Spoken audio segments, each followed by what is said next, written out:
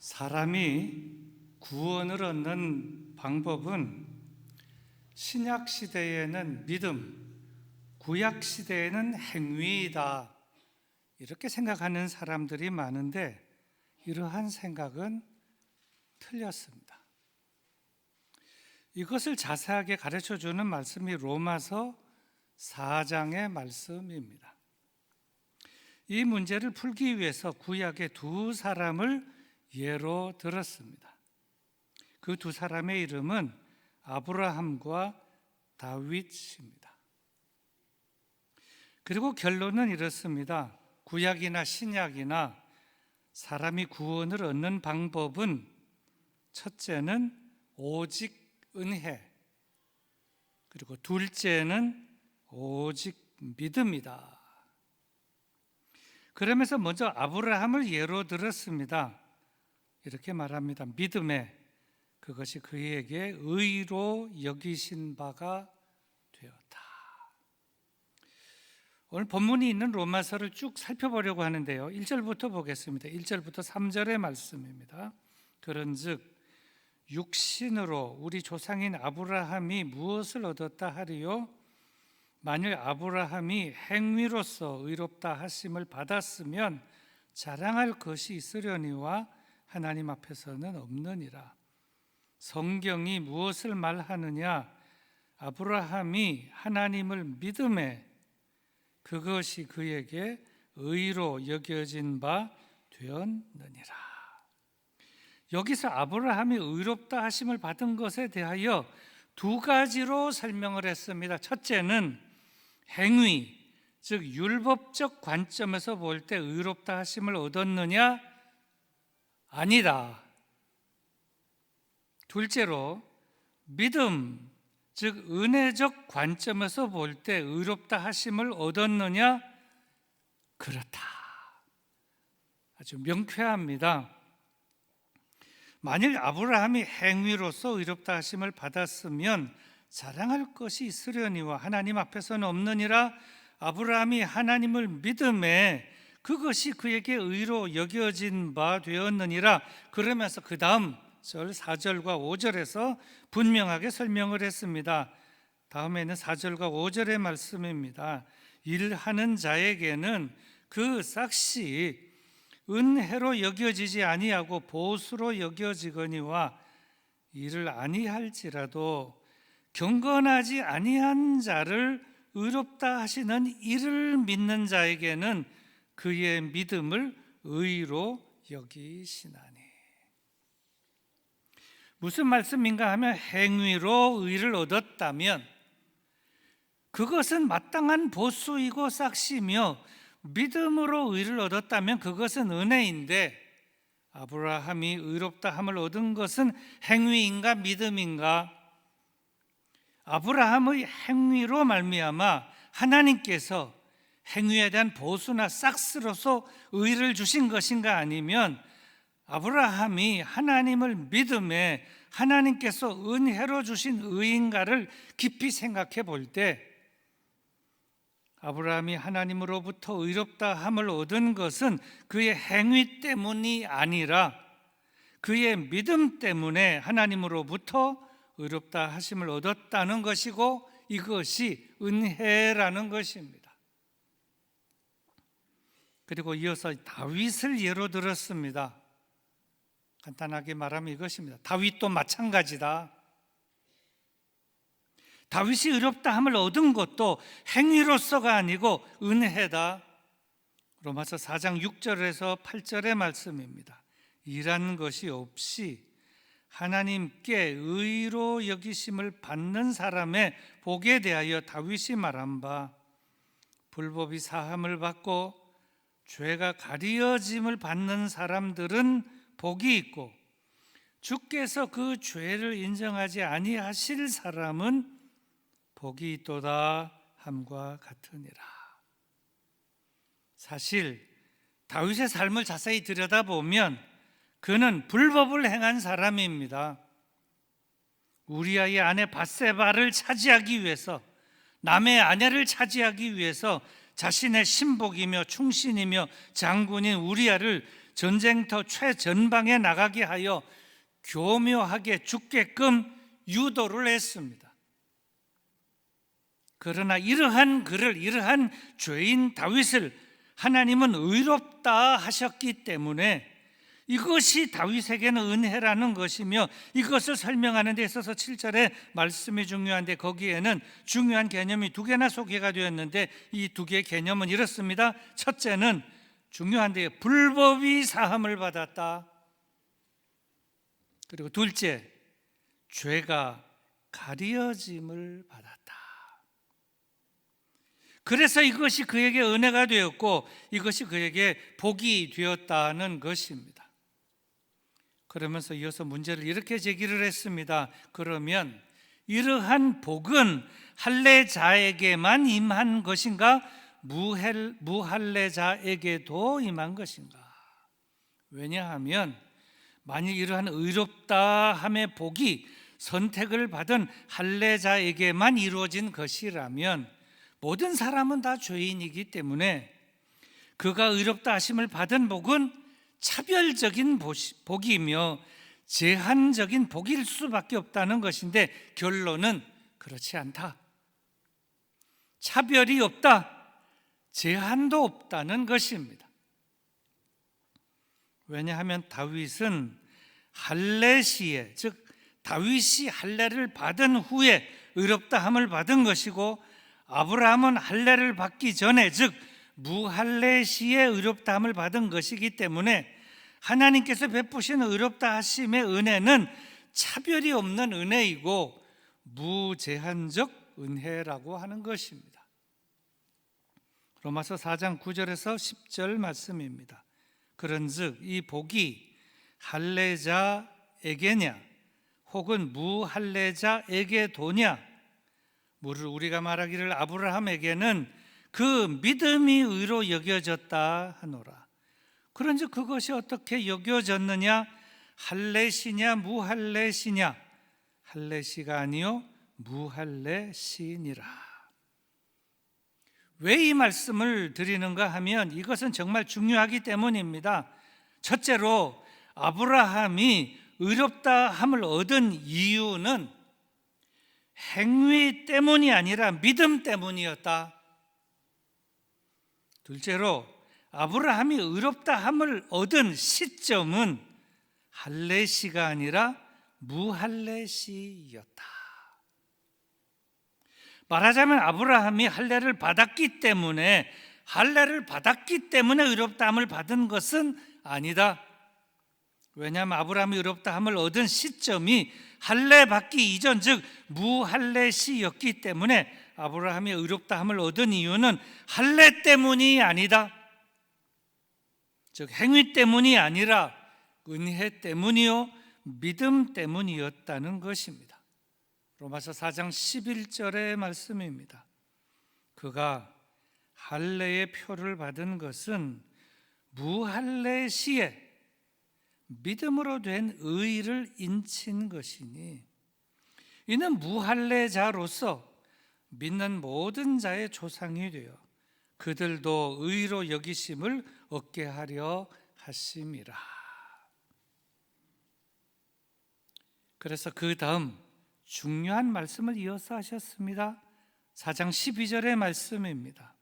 또한 할례자의 조상이 되었나니 그 할례 받을 자에게뿐 아니라 우리 조상 아브라함이 무할례 시에 가졌던 믿음의 자취를 따르는 자들에게도 그러하니라. 무슨 말씀인가 하면 이러한 믿음의 자취를 따르는 삶, 믿음의 자취를 따르는 삶이 중요하다는 말씀입니다. 그럼 이제 가장 중요한 시점에 이르렀는데요.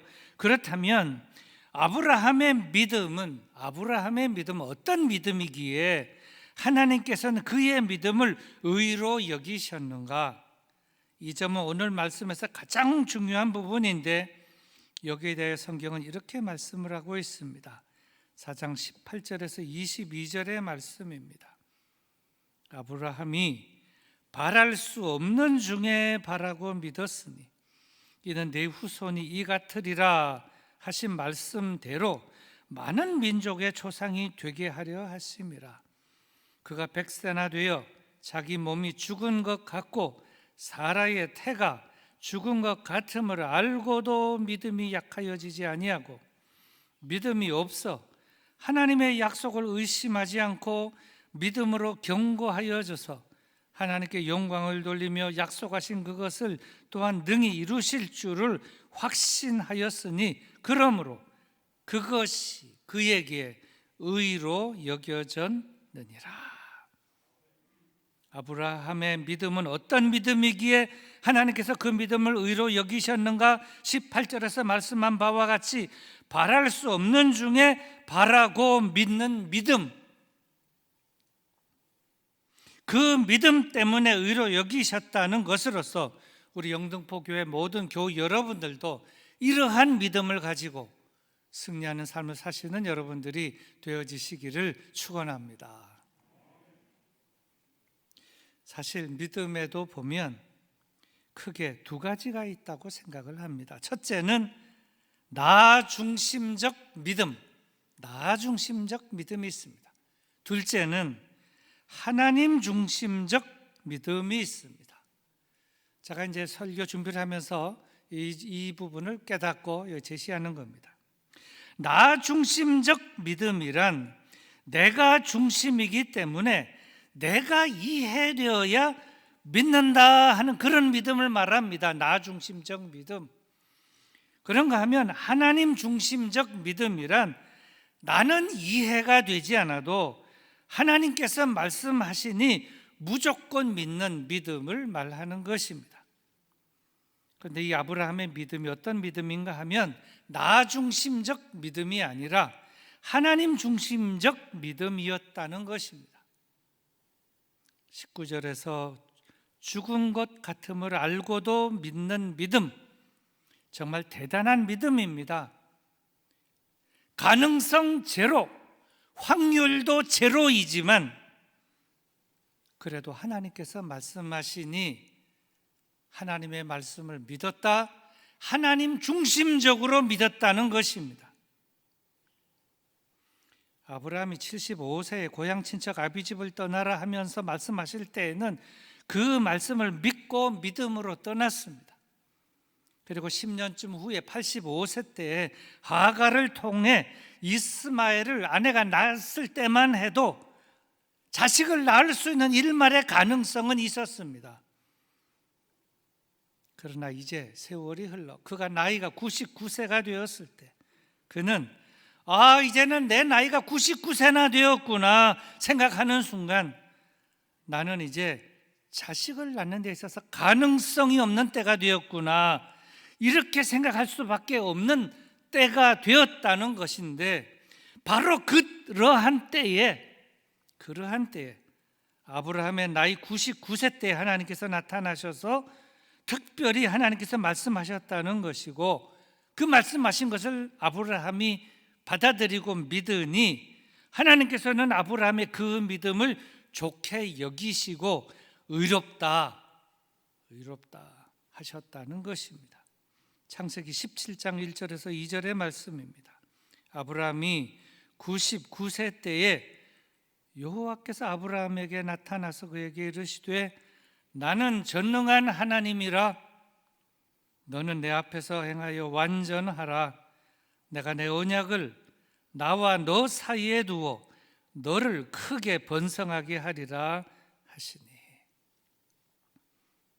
이에 아브라함은 하나님의 이 말씀을 의심하지 않고 받아들였고 하나님께서 말씀하시고 약속하신 모든 것은 능히 이루어질 줄로 믿었다는 것인데 이것이 무엇이냐?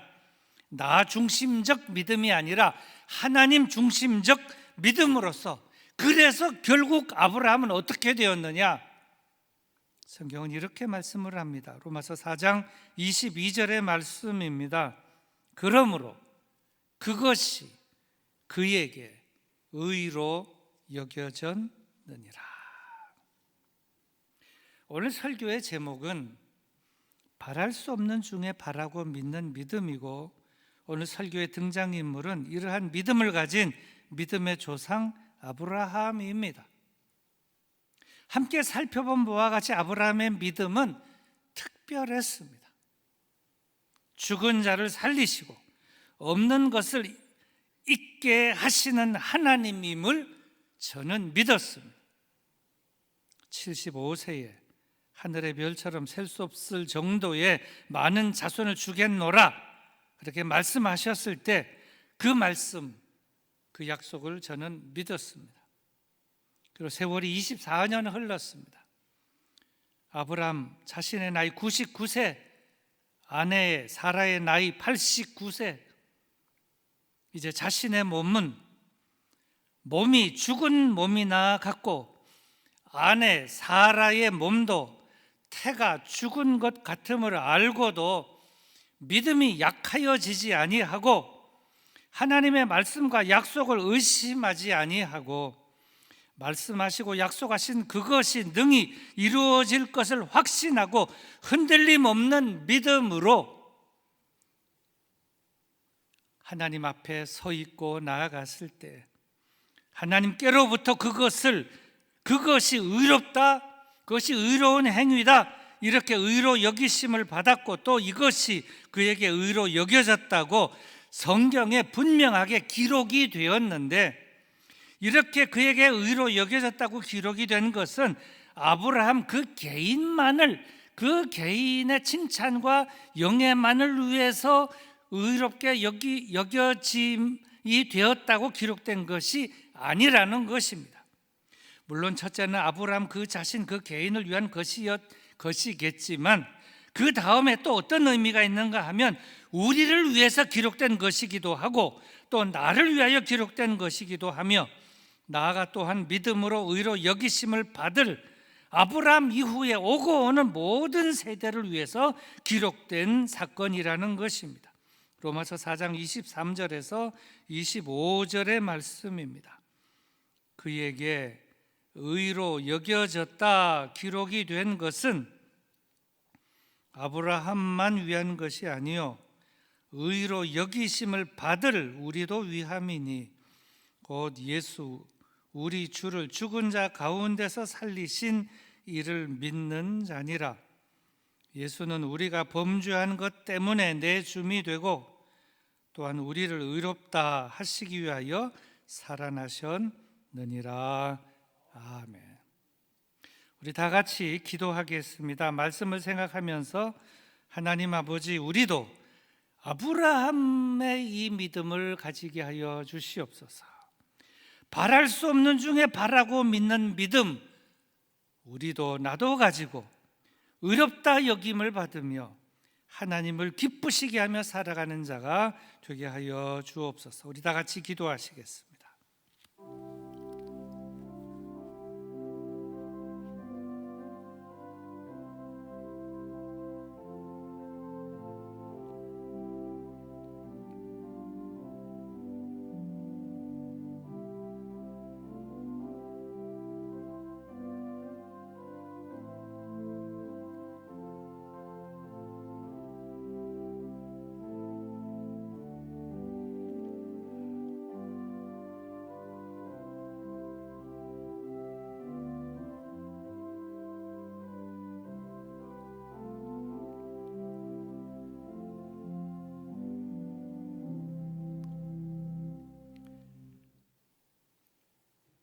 천지 만물을 놀라우신 하나님의 지혜로 창조하신 아버지 하나님, 죄 가운데서 태어나서 죄의 문제를 해결하지 못하고 죄 가운데서 영원히 멸망할 수밖에 없는 우리들을, 이 죄인들을 구원하기 위하여 하나님께서 끊임없이 사랑과 자비와 은혜를 베풀어 주시고 특별히 예수님을 이 세상에 그리스도로, 구주로, 메시아로 세상 죄를 지고 가는 어린 양으로 보내주신 것을 인하여 진심으로 감사를 드립니다.